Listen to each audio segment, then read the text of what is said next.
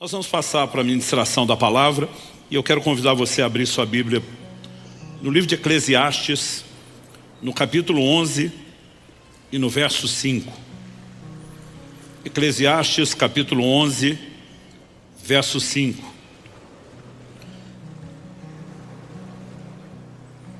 Eu quero compartilhar com vocês hoje um entendimento que tem sido uma chave importantíssima na minha vida.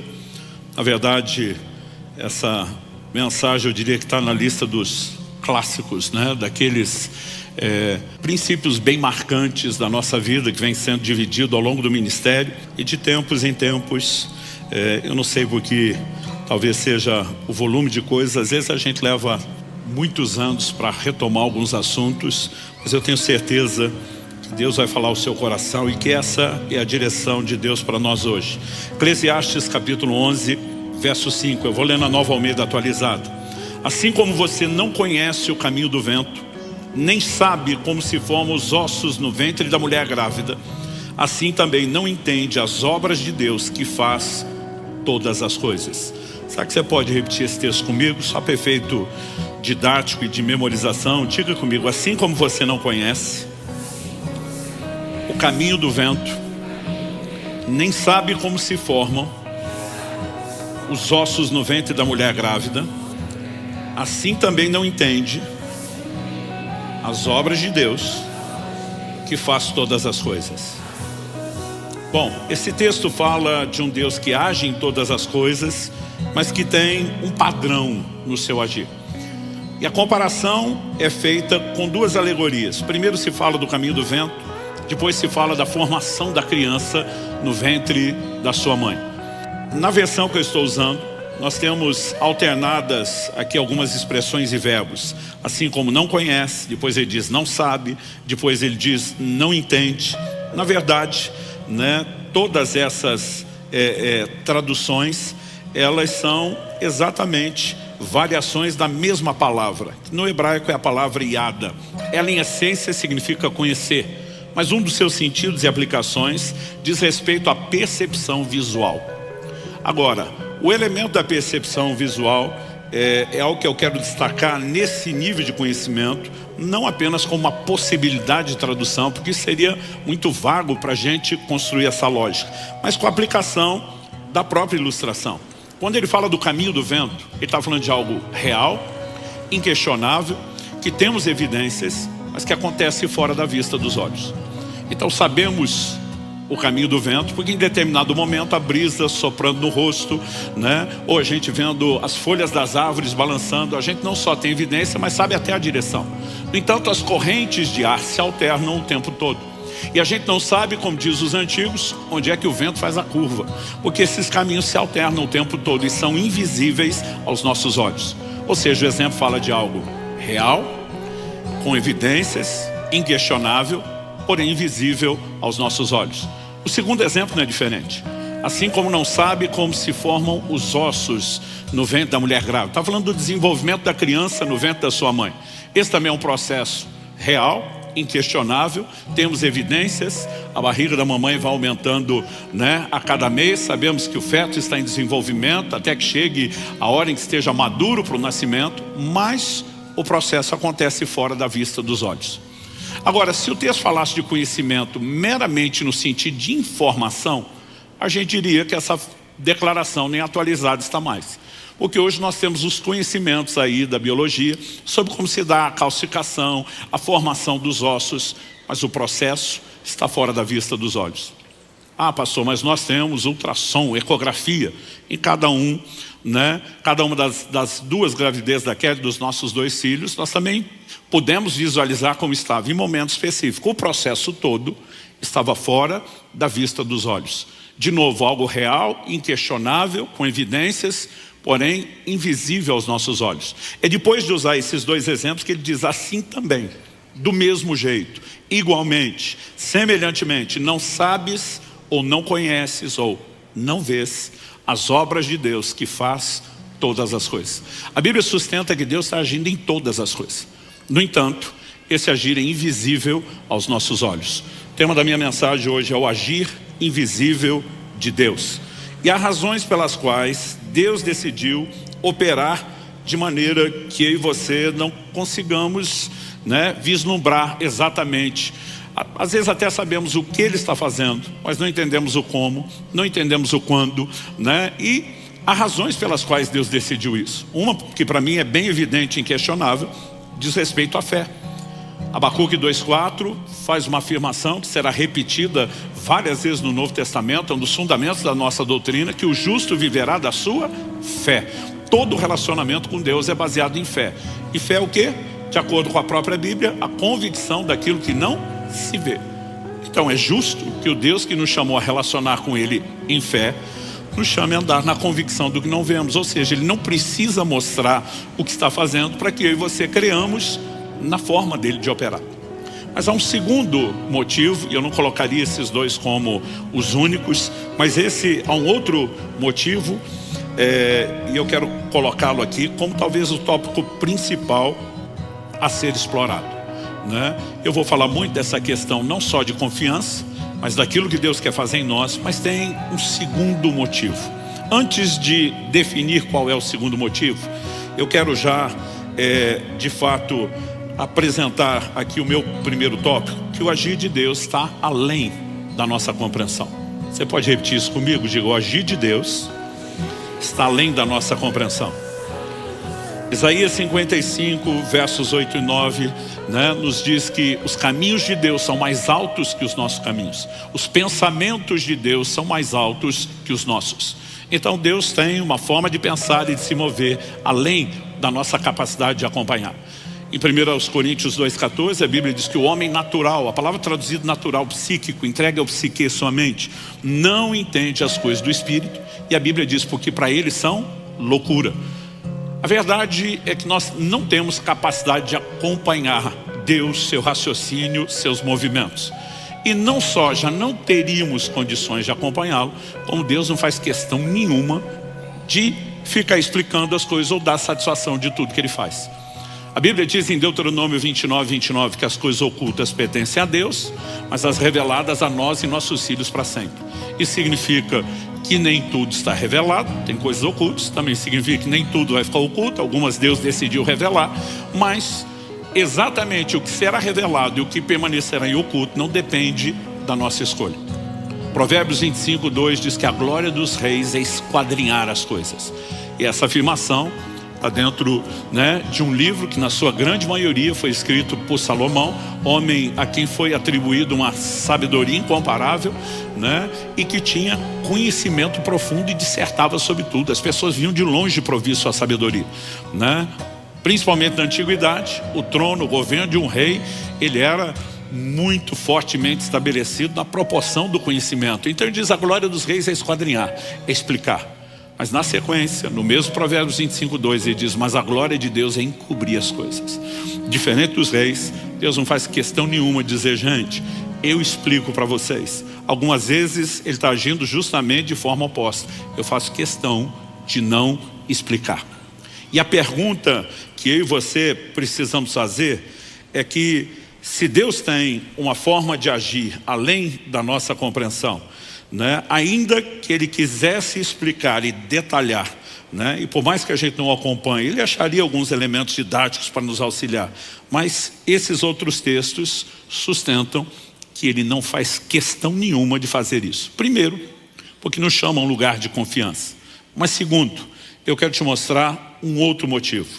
Abra sua Bíblia comigo, se for rápido de endereço, Evangelho de Mateus, no capítulo 16. Jesus está com seus discípulos em Cesareia de Filipe e ele pergunta a eles, quem dizem os homens ser o Filho do Homem? E eles começam a falar, olha, tem gente dizendo que o Senhor é João Batista, outros que é Elias, Jeremias, outro profeta. Jesus falou, e vocês, quem dizem que eu sou? A Bíblia nos mostra que Pedro responde, tu és o Cristo, o Filho do Deus vivo.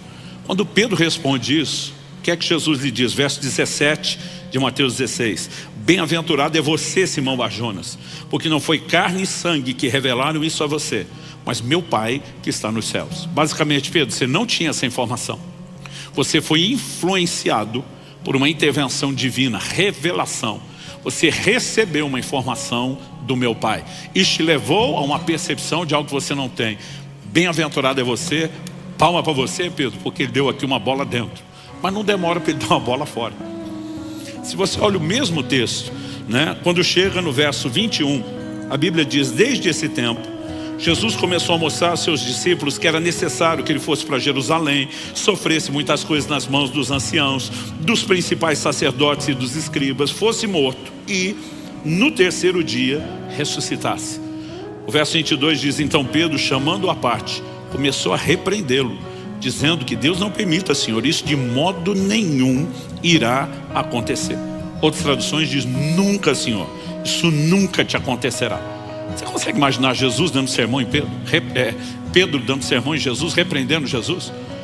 Eu fico imaginando a cena como se fosse hoje. Que isso, Jesus? Pensamento positivo? Levanta essa cabeça, né? Para com isso. E eu fico imaginando a cara de Jesus, com vontade de dizer sabe de nada, inocente. Mas o que ele disse está no verso 23. Jesus, voltando-se, disse a Pedro: saia da minha frente, Satanás. Você é para mim uma pedra de tropeço, porque não leva em consideração as coisas de Deus, e sim as dos homens. Outras traduções diz: não pensa nas coisas de Deus, mas nas dos homens. Outro dia alguém falou: pastor, Jesus chamou Pedro de Satanás. Não. Jesus reconhece que de novo Pedro se expôs a uma outra influência. Só que agora ele sintonizou em outra estação de rádio, né? É outro emissor. A primeira revelação vem de Deus. A segunda vem de uma outra influência. E ele está repreendendo a influência por trás de Pedro, que era maligna. Mas ao falar com a ação de Satanás por trás de Pedro, Jesus usa essa frase: você não pensa nas coisas de Deus, e sim nas que são dos homens. E aqui que eu quero explorar o segundo motivo pelo qual o Deus, que tem um agir além da nossa compreensão, escolheu agir assim. Porque não é apenas eu e você que temos dificuldade de acompanhar seus movimentos. A Bíblia está nos mostrando que a forma de pensar de Satanás é parecida com a nossa, não com a de Deus. A Bíblia nos apresenta a figura de Satanás como um anjo caído. E na condição de anjo, ele é superior aos homens. A Bíblia diz que nós somos criados um pouco menor do que os anjos. Eles têm habilidades, capacidades, poderes, faculdades que nós não temos. E a gente pode dizer, né, que o processador, comparando, usando a linguagem de computador, vamos dizer assim, o processador da mente de Satanás é bem melhor do que o nosso. Mas o sistema operacional é igual. Então a velocidade de processar pode mudar, mas a forma de funcionar é parecida. Ou seja, se nós não acompanhamos os pensamentos de Deus, evidentemente que Satanás, ainda que tenha uma mente superior a nós, a Bíblia fala que a sua sabedoria se corrompeu, não que ele perdeu.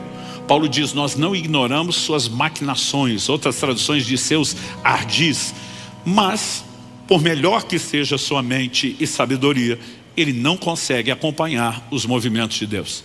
E eu quero te mostrar que uma das razões pelas quais Deus decidiu agir de forma oculta, invisível aos nossos olhos, não é apenas porque eu e você, perdidos na história, temos que confiar, mas é porque Satanás também não consegue entender a forma de Deus agir, e Deus decidiu tirar proveito disso, né? Olhando para as Escrituras, a gente consegue perceber isso com muita clareza. Por exemplo, carta de Paulo aos Efésios, capítulo 3, eu vou ler dos versos 8 a 11.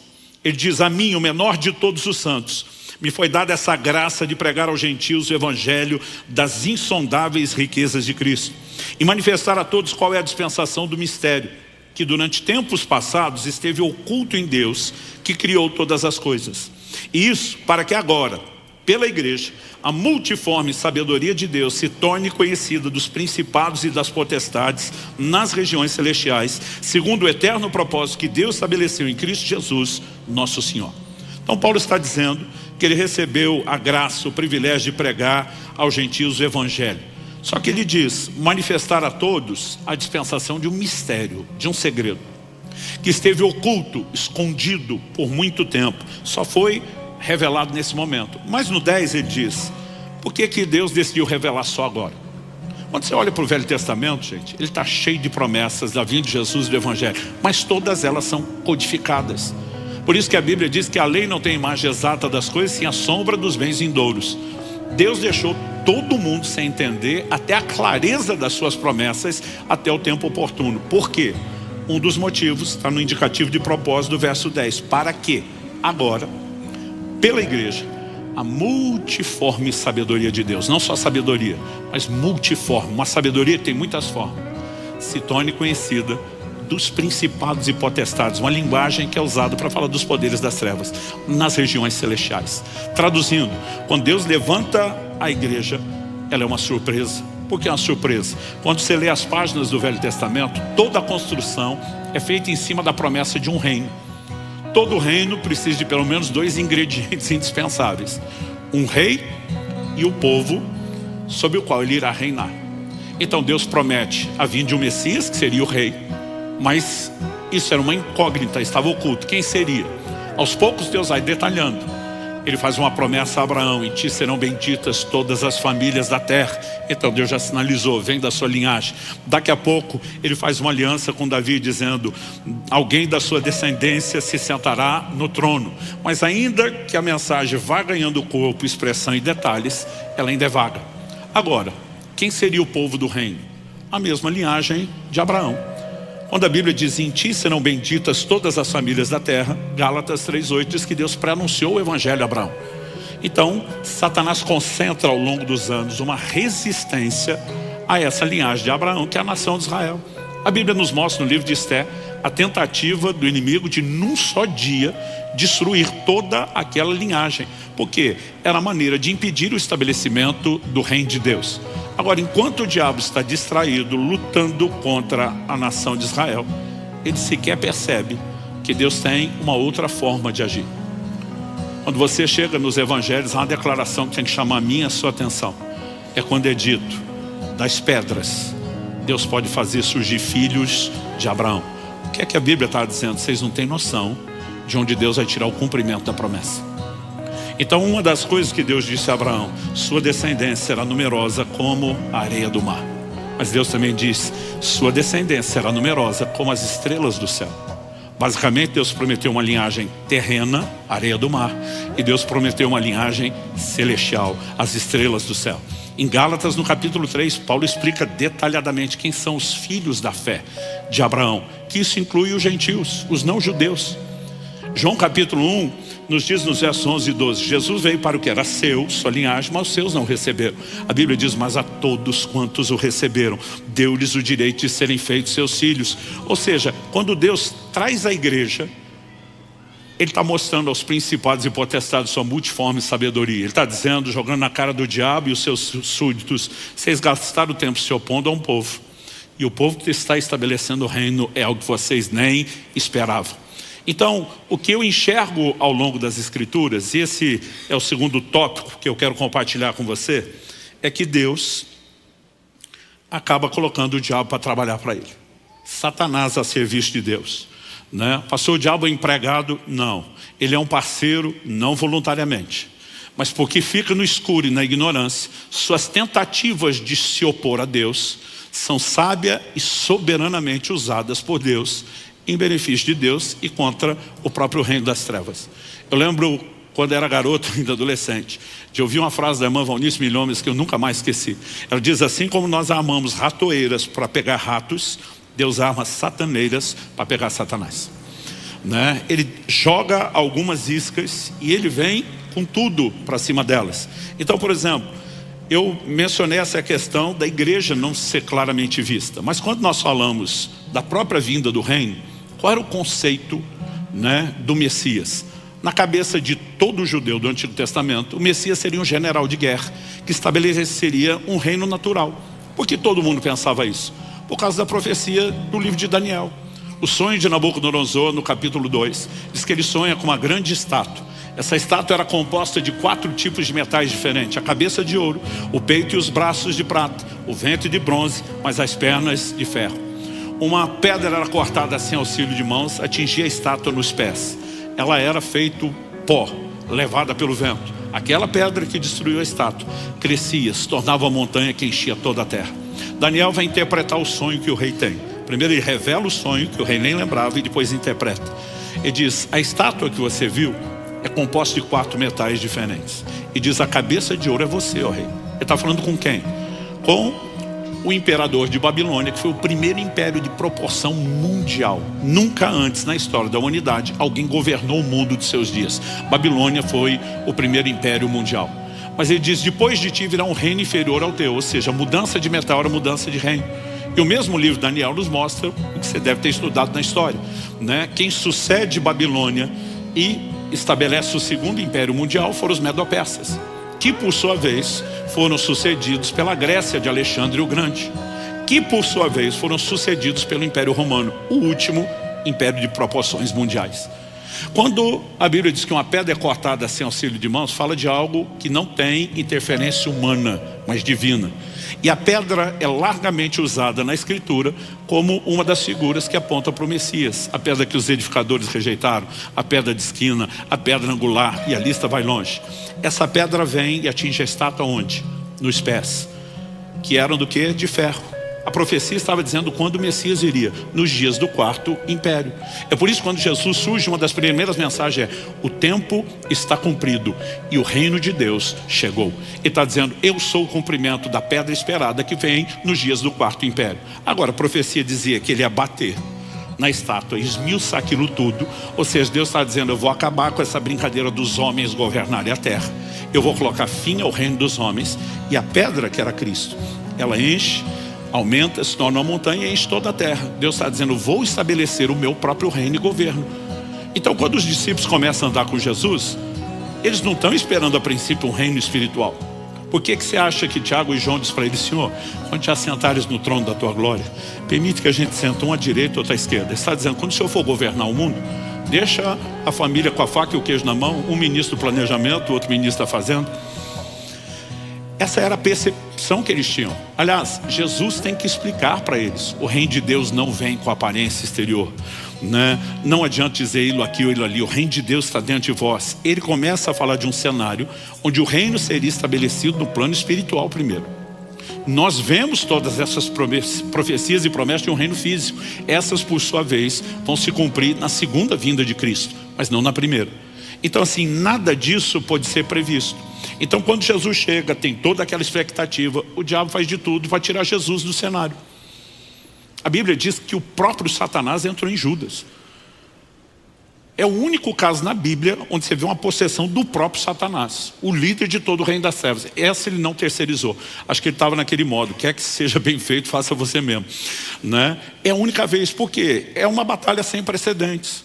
Agora, o que ele não sabia e não entendia é que esse Messias, antes de estabelecer um reino físico, estabeleceria um reino espiritual. E para isso, tinha que começar com a morte, a sua expiação, porque sem derramamento de sangue não há remissão de pecados. O diabo, tentando impedir o Messias, empurrou Cristo para a cruz e consumou o sacrifício de Deus que todos nós precisávamos. Grande opositor, ele garantiu que eu e você fôssemos redimidos. Agora, Cristo ressuscita, ele descobre que não conseguiu parar o povo do reino. E que toda tentativa, o rei do reino, e que toda tentativa de parar o povo do reino, enquanto ele concentrou o ataque na nação de Israel, ele descobre que agora o povo do reino é a igreja. Então ele vira o canhão para a igreja. Atos 8, verso 1, diz que uma grande perseguição se levantou contra a igreja.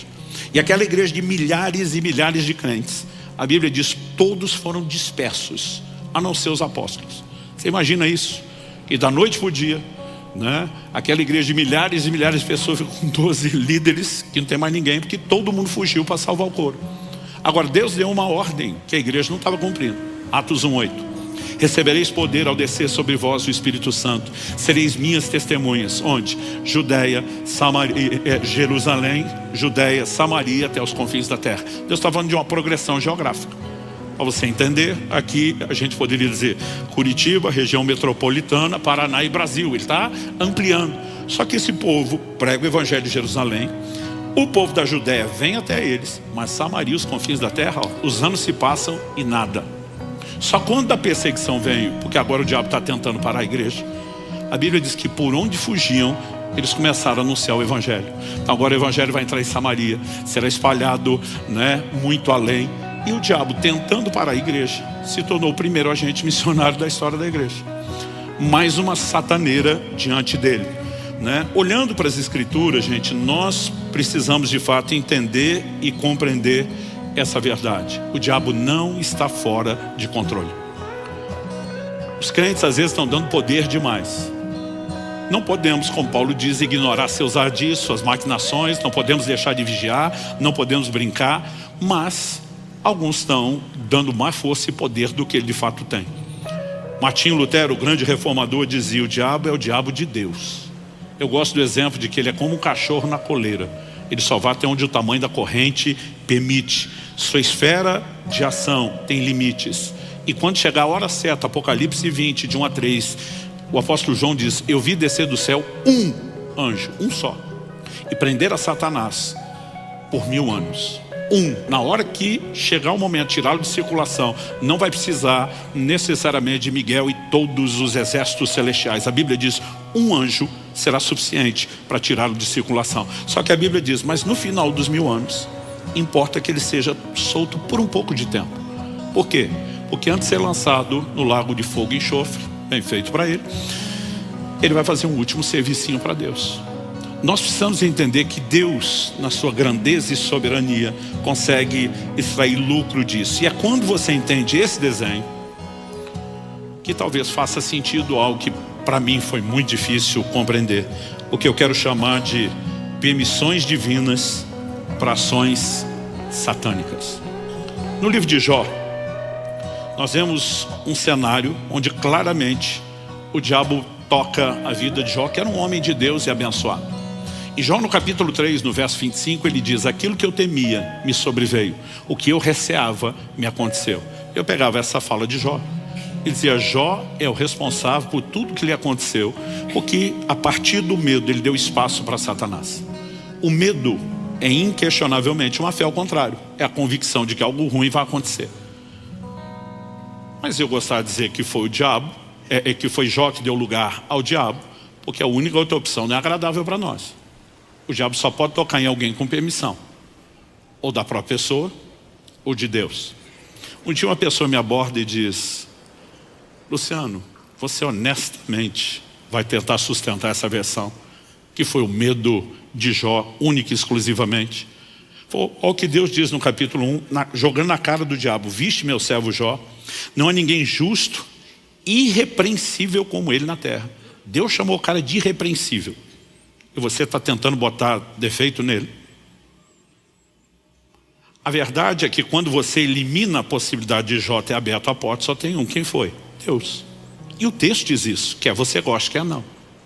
Quando Deus elogia Jó, o diabo diz também: você abençoou o cara, abençoou as obras das suas mãos e o cercaste com uma sebe. Sebe significa um muro de proteção.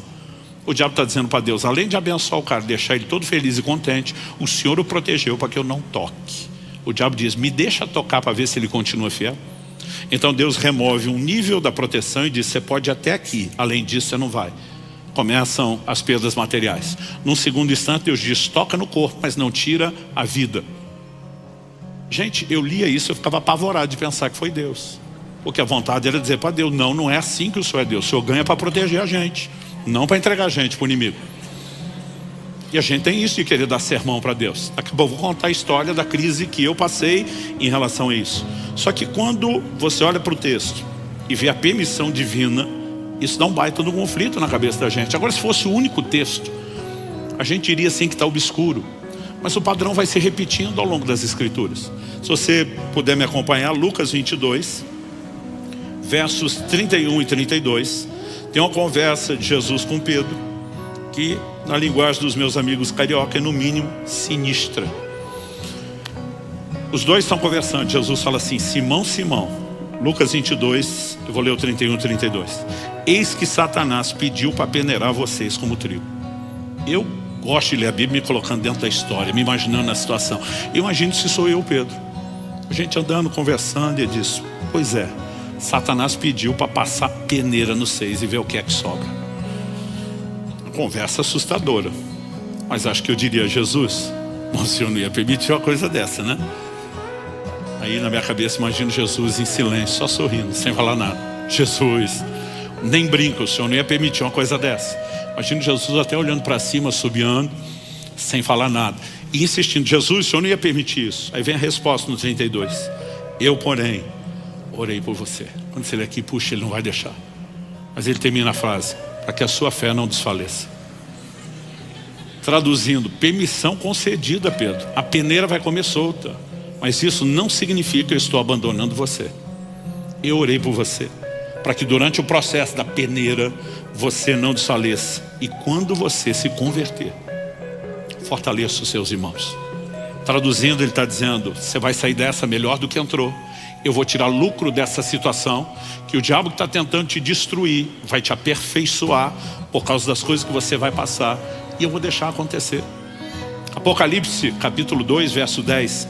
Carta à igreja de Esmirna, que a história confirma, passa por uma perseguição gigantesca. O Senhor diz, não tenha medo das coisas que você vai sofrer. Eis que o diabo está para lançar alguns de vocês na prisão, para que vocês sejam postos à prova e passem por uma tribulação de 10 dias. O que é que Deus diz? Repreende no meu nome, usa a autoridade do crente, vai à batalha espiritual, já que é o diabo. Ele diz, não, seja fiel até a morte e eu lhe darei a coroa da vida. Ele está dizendo, só aguenta o tranco, não lute contra. Isso muitas vezes nos soa assustador, mas a verdade é que quando Deus se antecipa e está dizendo, o diabo vai fazer, e ele está dizendo, eu estou avisando antes, para que vocês lembrem que eu continuo no controle. Nada saiu do meu controle. O Senhor diz, apenas permaneçam fiéis. E quando você começa a olhar esse cenário, ele só se explica a partir de uma perspectiva. Já mostramos que o diabo trabalha para Deus. Mas no livro de Romanos, no capítulo 8, no verso 28, a Bíblia diz que todas as coisas, repita comigo, todas as coisas. Se eu puder falar para um vizinho ou dois ao seu lado, fala todas as coisas. A Bíblia diz, todas as coisas cooperam juntamente para o bem daqueles que amam a Deus e são chamados segundo o seu propósito. Se tem alguém que pode acreditar na teoria da conspiração, é o crente. Tudo conspira em teu favor. Tudo. Deus faz com que tudo coopere para o bem dos que o amam e são chamados segundo o seu propósito. Deus tem um propósito coletivo, mas Deus tem propósitos personalizados, individuais. E Ele faz com que as coisas possam trabalhar pelo propósito. Quando a gente enxerga esse outro cenário, a gente pode ter exemplos bíblicos muito claros. Um deles é José, vendido pelos seus irmãos, como escravo, vai parar no Egito. Mas José tem um propósito de Deus na sua vida. Ele começa logo cedo na adolescência a ter sonhos. Ele vê a sua família se curvando diante dele. Ele entende que Deus o vai levantar numa posição de autoridade de governo. Os irmãos ficam doidos com os sonhos e resolvem se livrar dele. O que fizeram com ele? Despacharam ele sem saber bom dia. Ele vai parar lá no Egito inicialmente como escravo. Mas você sabe a reviravolta. Onde é que houve o cumprimento de todo o plano e o propósito de Deus? Lá no Egito. Quem que botou ele na cara do gol? Os irmãos que tentaram fazer o mal contra ele. Mas eu e você não podemos negar a ação de Deus por trás disso. Em Gênesis 45, quando José reencontra os seus irmãos, se revela a ele no Egito, eu vou ler do verso 5 ao 8. Ele diz, agora pois não fiquem tristes nem irritados contra vocês mesmos por terem me vendido para cá, porque foi para a preservação da vida que Deus me enviou adiante de vocês. Quem que José disse que enviou? Deus. Versículo 6, porque já houve 2 anos de fome na terra, ainda restam 5 anos em que não haverá lavoura nem colheita. 7, Deus me enviou adiante de vocês, para que fosse conservado para vocês um remanescente na terra, e para que a vida de vocês fosse salva por meio de um grande livramento. Assim, verso 8, não foram vocês que me enviaram para cá, e sim Deus, que fez de mim como que um pai de Faraó, senhor de toda a sua casa, e como governador em toda a terra do Egito. Traduzindo, José está dizendo, o meu destino nunca esteve nas mãos de vocês. O Deus que tinha um propósito para a minha vida soube fazer uso disso. Quando você só lê ele dizendo Deus enviou, por 3 vezes, em 4 versículos, ele diz Deus enviou. Pode parecer, lendo esse verso sozinho, que não foi nem escolha dos seus irmãos, que Deus fez com que aquilo acontecesse. Mas o mesmo José, numa conversa com os meus irmãos, vai deixar claro que as coisas não podem ser lidas só nessa perspectiva. Quando Jesus lá na tentação diz, também está escrito, ele nos mostra que o equilíbrio de interpretação se encontra pelo todo da Bíblia. Então olha uma outra declaração sobre o mesmo texto. Gênesis 50, 20. Vocês, na verdade, planejaram o mal contra mim. Porém, Deus o tornou em bem, para fazer, como estão vendo agora, que se conserve a vida de muita gente. Na primeira conversa, quando José se revela, ele vê que seus irmãos vão ficar apavorados com tudo que aconteceu, e ele é um instrumento de consolo. Agora, um tempo depois, as coisas estão até melhores. Ele olha na cara deles e diz: foi maldade de vocês. Deus não é o causador, mas Deus tornou, transformou em bem. Então, nós precisamos separar as coisas. Essa soberania de Deus não faz necessariamente dele o causador de todas as coisas. Mas ainda que ele tenha nos dado direito de escolha, responsabilidade de escolha, ele não é pego de surpresa na sua presciência por nada que nós vamos escolher. Ele segue tendo a capacidade de gerenciar todas as coisas e faz com que tudo coopere para o bem daqueles que amam a Deus e são chamados segundo o seu propósito. Mas o que nós precisamos entender quando falamos do tudo coopera para o bem? Primeiro, tudo que José passou era parte de um processo necessário. Acredito que, como filho mimado que era, ele não teria a menor condição de ser tão útil para o reino de Deus, e ele precisava levar um pouco de ralo. Segundo, você percebe que mesmo sendo fiel a Deus, ele ainda tem sinais de imaturidade no aspecto emocional. Quando ele interpreta o sonho para o copeiro que está preso com ele, e sabe que em 3 dias o copeiro será livre, tem acesso ao faraó, que é o líder da maior potência mundial dos seus dias. Ele diz: quando você sair daqui, lembra de eu, né? Lembra de mim diante de faraó, o cara que te ajudou, que te deu uma palavra de consolo. Não esquece de mim, é a única coisa que eu te peço. A Bíblia diz: 3 dias depois o copeiro, exaltado, restaurado do seu lugar, e não lembrou de José. Amnésia? Não, porque 2 anos depois ele lembra. Não era amnésia, era o dedo de Deus. Se o copeiro lembra de José, intercede o faraó e diz: o menino é inocente, é gente boa, todo mundo sabe, vai levantar a ficha dele, e o tira de lá, o que é que José seria? Ajudante de cozinha. Sairia da prisão, não entraria no lugar do propósito, não passaria pelos processos. Quando ele está falando dos irmãos: eu fui vendido injustamente, você ainda percebe que tem dor. Quando ele encontra os irmãos, ele está consolando os irmãos. E se ele não passa pelo tratamento de Deus, na hora de posição e autoridade, ele ia pisar em todo mundo. Ele ia viver a versão do gospel vingativo. Estilo: quem me viu passar na prova e não me ajudou. Então, eu e você precisamos entender que Deus usa processos. E a ideia dos processos não é nos destruir, é destruir aquilo que nos impede de viver plenamente o que Ele tem. Você lembra dos amigos de Daniel que foram lançados na fornalha? Normalmente a gente diz: a Bíblia afirma que o fogo não queimou nada. Isso não é verdade. A Bíblia diz: não queimou um fio de cabelo, não tinha cheiro de fumaça na roupa. Mas a Bíblia fala de algo que o fogo queimou. Nabucodonosor olha, se não me engano, no verso 24 de Daniel 3, ou 23 ali, ele fala para aquela turma que está em volta, e eu brinco e ganha para concordar com o rei, diz: nós não lançamos 3 homens amarrados no fogo. A Bíblia enfatiza várias vezes que eles foram atados, amarrados. A turma diz: é verdade, rei. E diz: eu vejo 4, mas não é só a conta que não está batendo. E diz: eu vejo 4 homens soltos, passeando pelo fogo. A única coisa que o fogo teve o poder de queimar eram as amarras que os prendiam.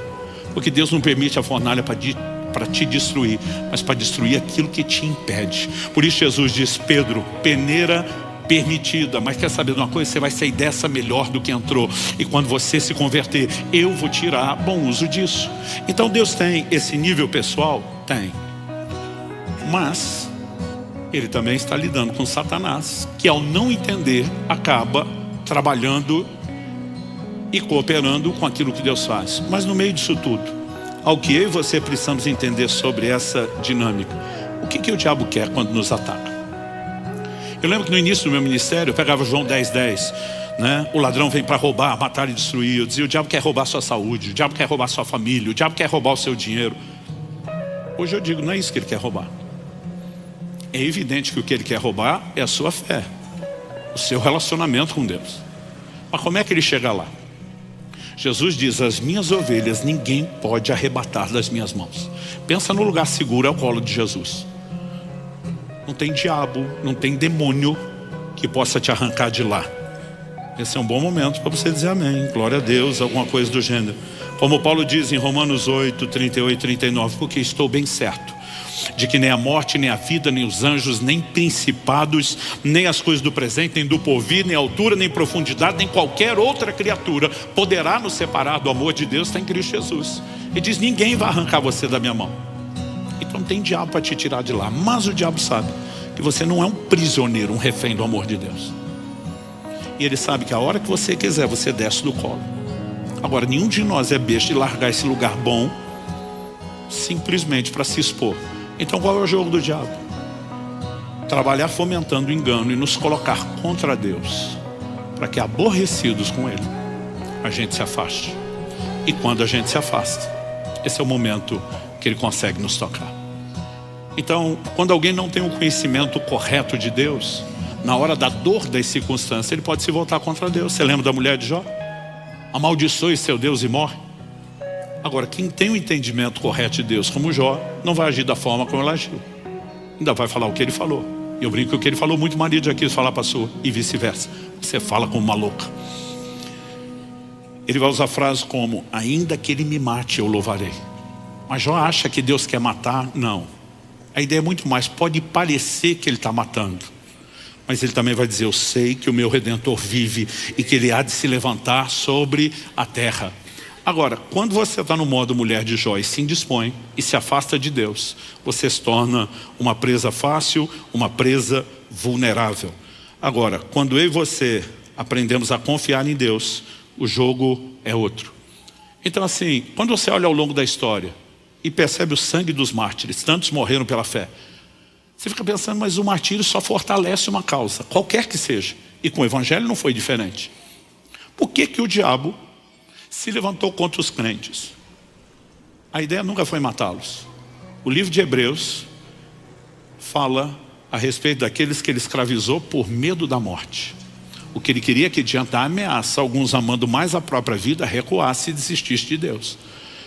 Mas quando eu e você vamos até o fim, até as últimas consequências, o diabo não ganhou, ele perdeu.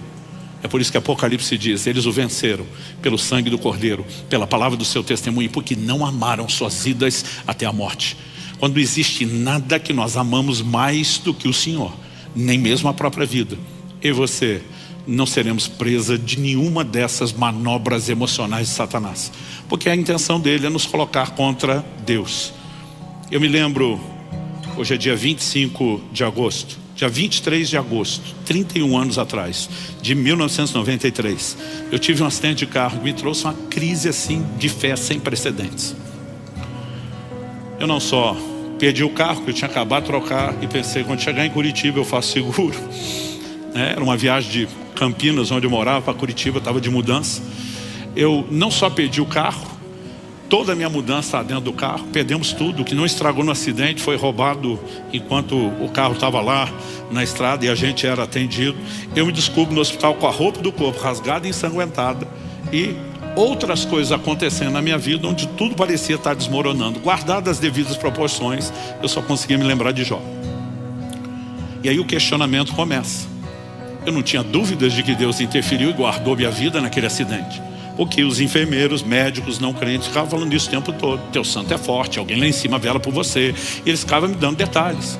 Eu lembro de um dos enfermeiros dizendo, meu amigo, nós tivemos que reconstruir mais de metade da sua pálpebra. Ele diz, não tem ângulo de nada pontudo que rasgue isso, que não tocaria no globo ocular. Sua visão está protegida, seu olho está intacto, é um milagre, né? O próprio médico me mostrou a tomografia.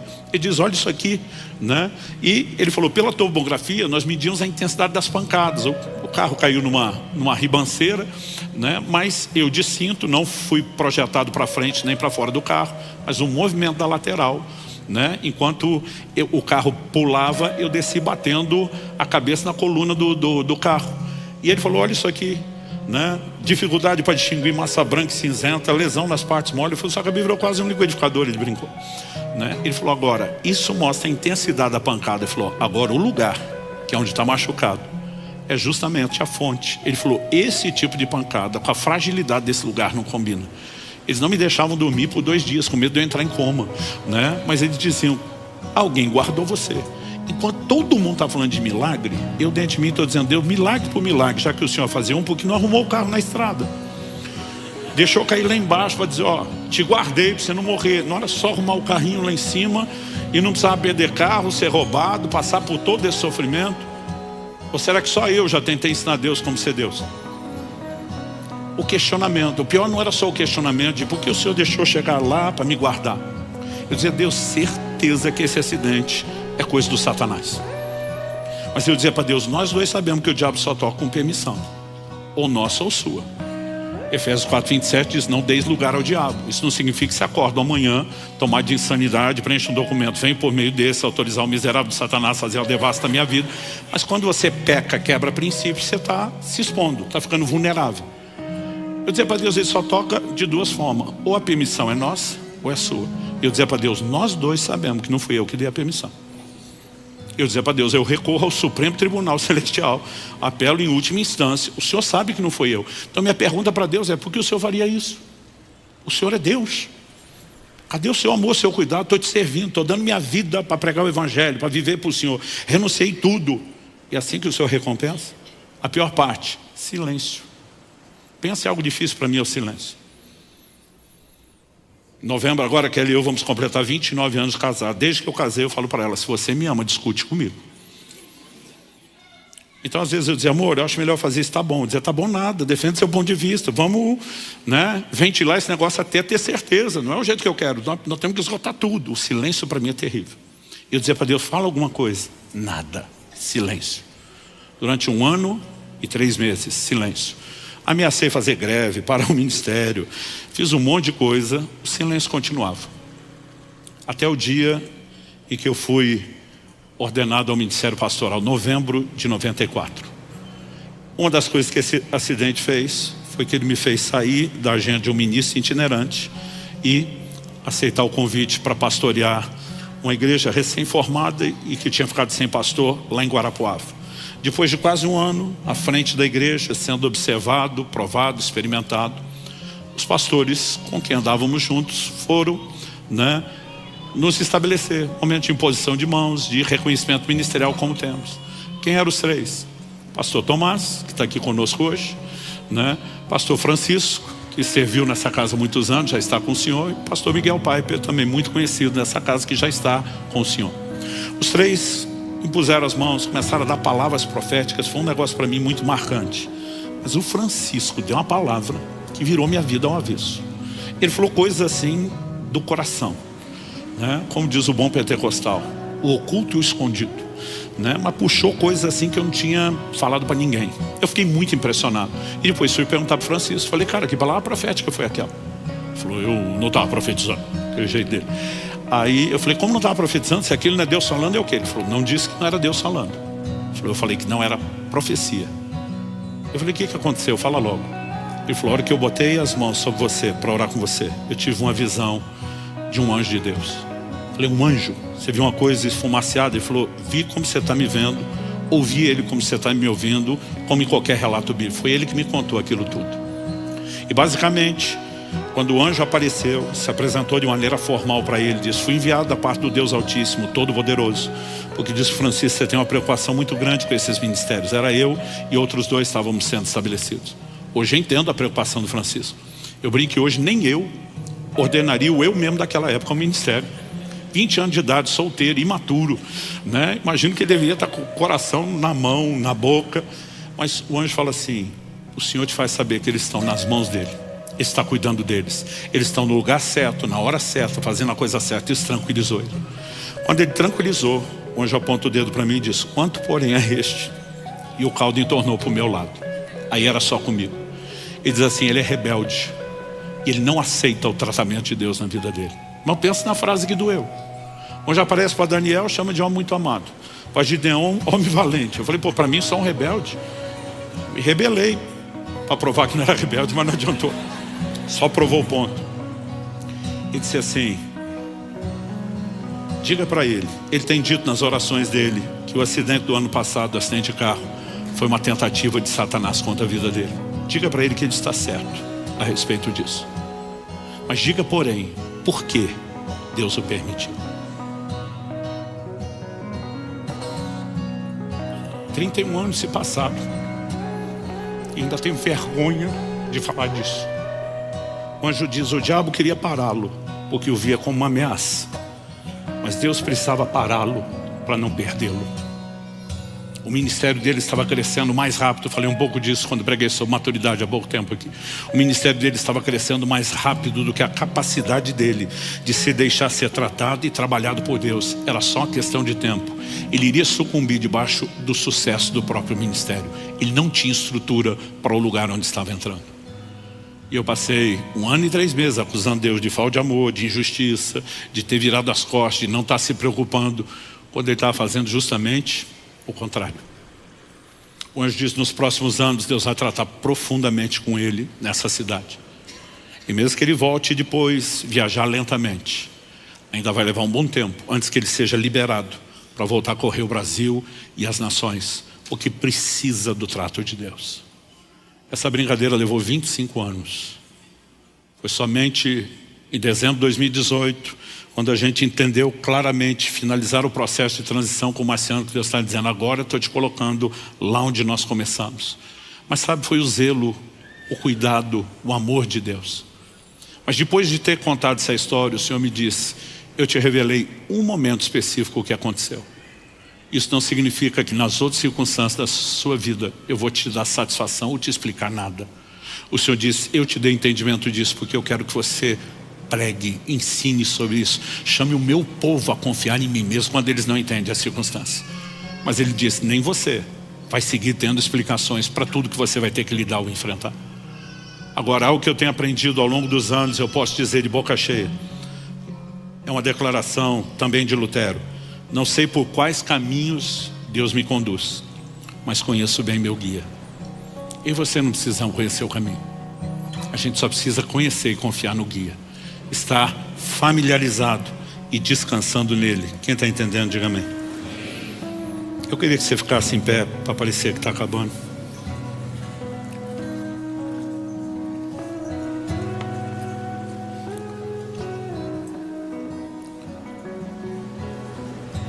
Quando eu era garoto, se falava muito no meio cristão de um poema que nós apelidamos de Pegadas na Areia. O título original era Hoje Eu Tive um Sonho. Para a nova geração que não conhece o que é, para a antiga, eu acho que é bom lembrar. Para a nova geração que não sabe do que se trata, deixa eu resumir. Essa pessoa, ainda há muito questionamento de quem é de fato a autoria, mas acreditam que é uma missionária, uma canadense chamada Margaret Powers. Ela diz que sonhava que caminhava pela areia da praia. Mas embora ela se visse sozinha, quando ela olhava, ela percebia 2 pares de pegado. E ela entendia que o par de pegadas do ser invisível era de Deus ao seu lado. Mas há um momento de questionamento, porque ela diz que quando olhava para trás, nos momentos mais difíceis da sua vida, ela só via um par de pegadas. E ela questionava: Deus, onde o Senhor estava na hora que eu mais precisei do Senhor? Por que o seu par de pegadas sumiu? Por que é que o Senhor não estava lá? E a resposta de Deus no poema era a seguinte: filha, o par de pegadas sumiu, não foi o meu, foi o seu. Nesses momentos eu estava te carregando no colo. Esse poema ganhou uma outra configuração, outro significado para mim, depois de entender essas coisas. Eu creio que chegará o dia onde Deus vai nos permitir ter acesso e explicação a muita coisa que nós não temos. E eu espero que você não precise chegar aquele dia para, com a vergonha do tamanho da minha, parar de acusar Deus no coração de não estar te amando ou cuidando de você. Nós podemos entrar no lugar de confiança. Deus decidiu agir dessa forma, e Ele fez questão de avisar: assim como não sabes o caminho do vento, nem como se fomos ossos no ventre da mulher grávida, assim também não sabes as obras de Deus, que faz todas as coisas. Deus está dizendo: você não está vendo, não é porque eu não estou agindo, é porque o meu agir é invisível aos seus olhos. Às vezes Ele pode falar o que está fazendo ou o que vai fazer. Nós ainda temos dificuldade para entender o como e o quando, e nós vamos ter que andar nesse lugar de confiança. Mas hoje eu não vim só provocar a sua fé. É lógico que nós precisamos confiar em Deus, entender a soberania e a grandeza de Deus. Eu gosto de tocar nesse assunto para tripudiar um pouco em cima do diabo também. Mas Deus quer nos chamar a um lugar de resposta.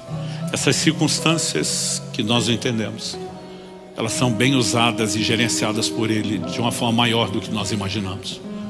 A igreja fala pouco dos processos, dos tratamentos de Deus. E nós precisamos entender o quanto essas coisas são necessárias. Isso não significa que ele deixou de amar, não significa que ele deixou de cuidar. E eu creio que nessa manhã ele não quer só fortalecer a sua fé. Algo que eu sempre percebo quando Deus me dirige a tocar nesse tipo de assunto. Em primeiro lugar, eu sempre vejo uma unção diferente que envolve o ambiente e as pessoas. Mas eu fico me lembrando de 2 Coríntios 1:4, quando Paulo diz: com a mesma consolação com que nós somos consolados, nós consolamos os outros. E de alguma forma parece que aquilo que Deus fez transborda. É como se Deus, em momentos como esse, também ligasse um lugar de percepção e discernimento em mim. E às vezes é difícil para mim gerenciar isso enquanto eu falo, porque é como se um radar no meu espírito fosse ligado. E eu consigo perceber a dor de muita gente. Gente em questionamento. Gente que o diabo está tentando explorar, que questione o amor de Deus e saia do colo de Deus. Eu quero lhe implorar, não deixe esse lugar. Permaneça nesse colo, nesse lugar seguro, entendendo ou não entendendo. Porque o que o diabo quer é que você duvide de Deus, é que você se volte contra Ele, é que você se entristeça contra Ele. Mas o que Deus espera é que você confie. O caráter dele está acima de qualquer suspeita. Ele é fiel, jamais será infiel. Ele é justo, jamais será injusto. Ele segue sendo o mesmo. E nós podemos e devemos entrar nesse lugar de descanso.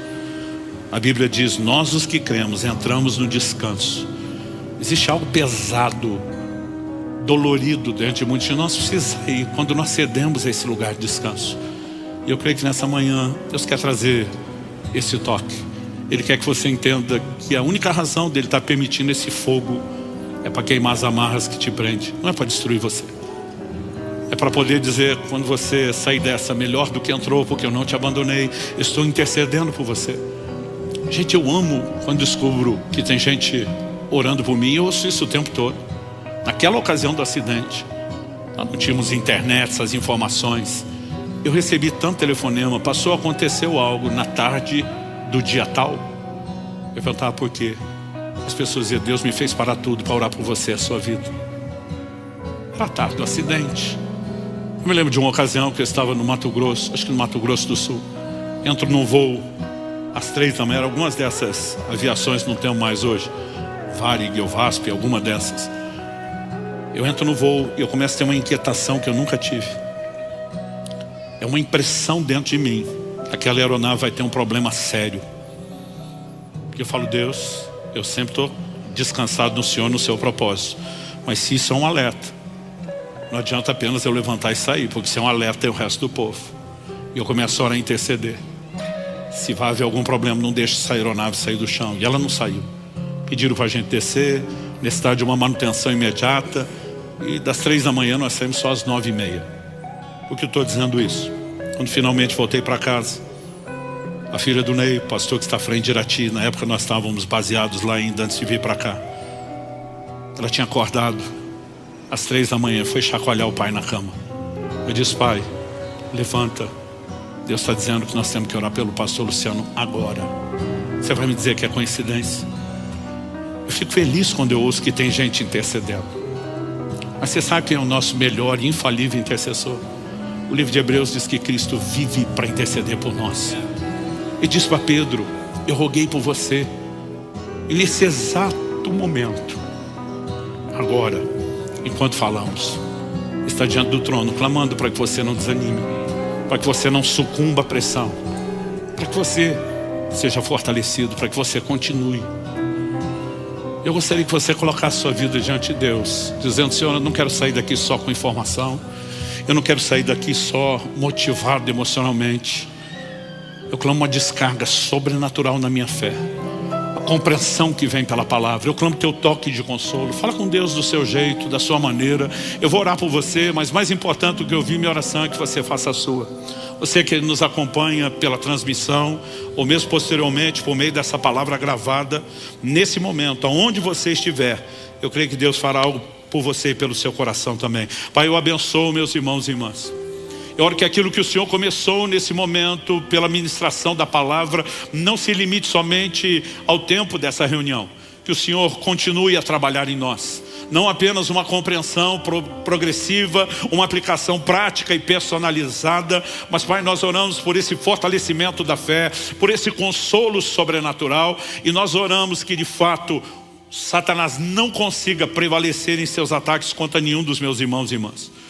Que tudo que ele tem intentado se torne mais uma vez uma sataneira, que exalte e glorifique o Senhor, que nos leve a viver a plenitude do seu propósito.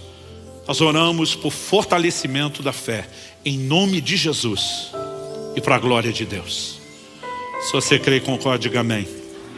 Se você recebe essa palavra, diga eu recebo em nome de Jesus.